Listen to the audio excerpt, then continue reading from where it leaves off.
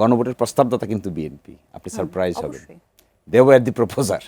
আমি তো সেই ঐকমত্য কমিশনে ছিলাম, one of the influential member of the then consensus commission proposed কী করে গণভোটের মাধ্যমে এটাকে আমরা সলভ করতে পারি। এখন এসে আমরা তারা দুটো আর্গুমেন্ট করছেন। এক বলছেন যে অর্ডারই ঠিক না, এটা রাজহাঁসের ডিম্ব, আর আরেকটা বলছেন যে এই গণভোট যে আয়োজন করা হয়েছে সংবিধানে গণভোট নাই। এই যে জুলাই সনদ সমাধান কোন পথে, সেই কথাটি যেমন বলছি, সরকার বলছে জুলাই সনদ বাস্তবায়ন আদেশ কোনো আইন বা অধ্যাদেশ নয়, এটি এখতিয়ার বহির্ভূত। অন্যদিকে বিরোধী দল বলছে গণভোটের মাধ্যমে এটি বৈধতা পেয়েছে। এই দুই অবস্থানের মধ্যে আইনি ভিত্তিটি আসলে কোনটার বেশি শক্তিশালী, একটু জানতে চাবো।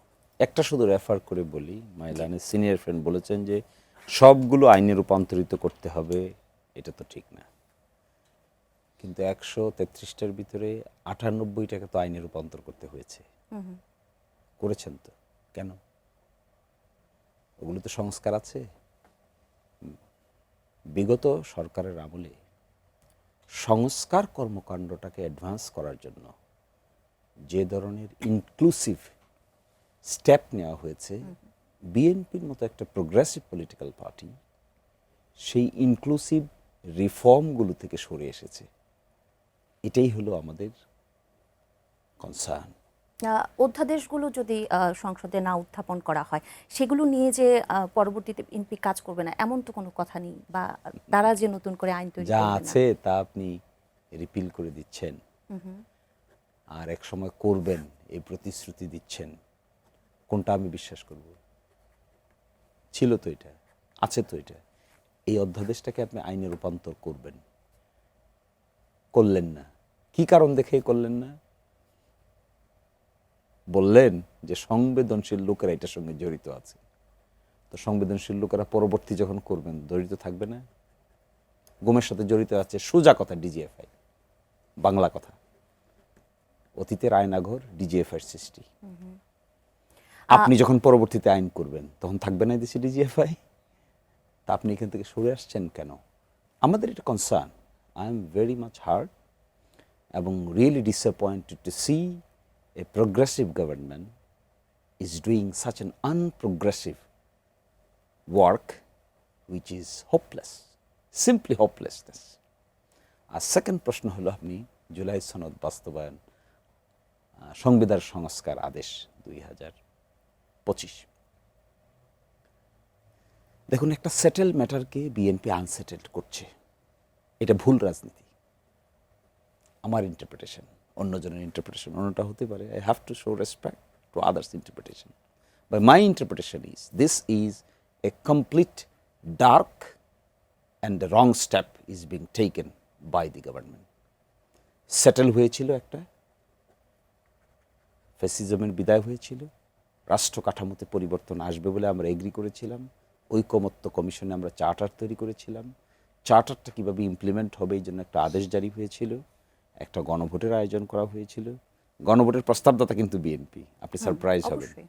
দে ওয়্যার দি প্রপোজার। আমি তো সেই ঐকমত্য কমিশনে ছিলাম, one of the influential member of the then consensus commission proposed কী করে গণভোটের মাধ্যমে এটাকে আমরা সলভ করতে পারি। এখন এসে আমরা তারা দুটো আর্গুমেন্ট করছেন। এক বলছেন যে অর্ডারই ঠিক না, এটা রাজহাঁসের ডিম্ব, আর আরেকটা বলছেন যে এই গণভোট যে আয়োজন করা হয়েছে সংবিধানে গণভোট নাই। তার মানে কি, তখন যে আপনারা প্রপোজ করেছিলেন সংবিধানের বাইরে গিয়ে গণভোটের আয়োজন করার জন্য, ওটা কি ইন্টেনশনালি করেছিলেন যে লাস্টে গিয়ে ফয়েল করে দিবেন সব? এই প্রশ্ন তো আসতেই পারে। 1977 সালে শহীদ প্রেসিডেন্ট জিয়াউর রহমান আসার পরে যে গণভোটের আয়োজন হয়েছিল, সেই গণভোট 30শে মেয়ের গণভোট, সেটা কি সংবিধানে ছিল? ছিল না। তখন যখন এই আর্গুমেন্ট করা হয়েছিল যে গণভোটের বিধান তো সংবিধানে নাই, তখন বিএনপির পক্ষ থেকে আর্গুমেন্ট করা হয়েছে গণভোট করা যাবে না এই মর্মে সংবিধানে কি কোনো নিষেধ আছে? তারাই আর্গুমেন্ট করেছেন, আমরা না, কিন্তু তারাই আর্গুমেন্ট করেছেন, করে বলছেন যেহেতু নিষেধ নাই, এটা একটা পজিটিভ ওয়ার্ক, জনগণের কাছে আমরা জিজ্ঞাসা করব। ঐকমত্য কমিশনে তো আমরা কিছু রাজনৈতিক দলের প্রতিনিধি, বাংলাদেশের 18 কোটি মানুষ তো এখানে সুযোগ পাচ্ছে না মতামত দেওয়ার জন্য। সুতরাং let us go to the people, what the people say. People বললো, 70% পিপল হ্যাঁ বললো। এখন বলেন যে এই হয় নাই, পিপল বুঝে নাই, পিপলস প্রশ্ন ভালো করে টের পায় নাই এই আমাদের প্রশ্নটি নিয়ে আমিও প্রশ্ন রাখতে চাই যে চারটি যে প্রশ্ন রাখা হয়েছিল, আমরা যদি ক খ কথা যদি বলি, ক খতে তো এমন কিছু প্রশ্ন সেখানে দেওয়া হলো যেগুলোতে নোট অফ ডিসেন্ট বিএনপির ছিল। একটায় 4টা প্রশ্নের একটা মাত্র বিএনপির নোট অফ ডিসেন্ট আছে, সেটা কি জানেন? উচ্চ কক্ষ গঠন। বিএনপির 31 দফায় আছে যে একটা দ্বিকক্ষ বিশিষ্ট পার্লামেন্ট হবে, কিন্তু সেখানে বলা নাই উচ্চকক্ষ কিভাবে গঠিত হবে। কিন্তু ঐকমত্য কমিশনে তারা আর্গু করেছেন যে উচ্চকক্ষ গঠিত হবে নিম্ন কক্ষের আসন সংখ্যার আনুপাতিক হারে। আর আমরা আর্গুমেন্ট করেছিলাম যে উচ্চকক্ষ গঠিত হবে ভোটারের আনুপাতিক হারে, যে যত পার্সেন্ট ভোট পাবে উচ্চকক্ষ সেই পার্সেন্টেজ অনুপাতে গঠিত। আচ্ছা, বিএনপি সহ 2-4টা রাজনৈতিক দল এটার বিরুদ্ধাচার করেছেন, বাকি সবাই বলেছেন যে উচ্চকক্ষ গঠিত হবে ভোটারের আনুপাতিক হারে। এই বিষয়টা গণভোটের সাবজেক্ট ম্যাটার করা হয়েছে।